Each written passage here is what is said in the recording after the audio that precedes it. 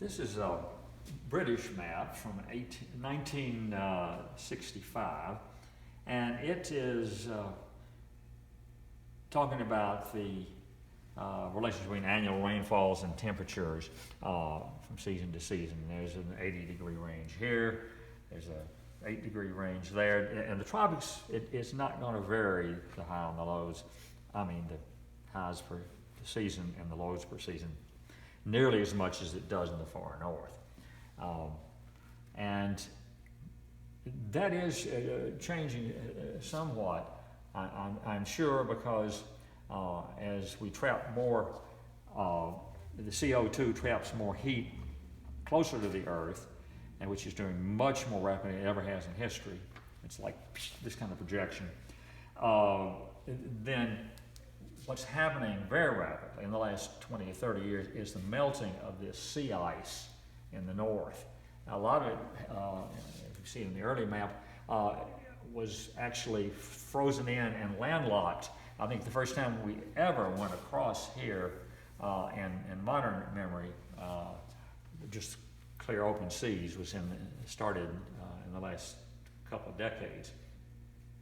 And the Antarctica is just a mountain of ice. There's more ice there than there is everywhere else except for Greenland.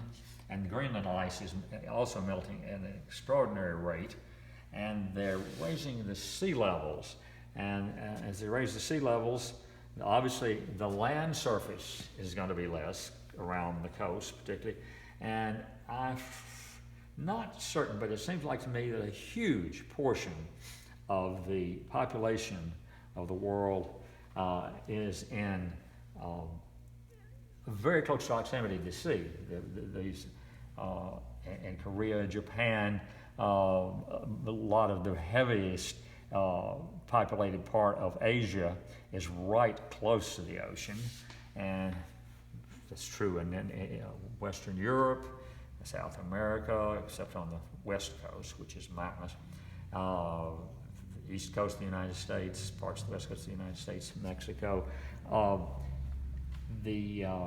As the sea rises, as the heat increases and the ice melts and the sea rises, there's going to be less land, more heat. It compounds itself.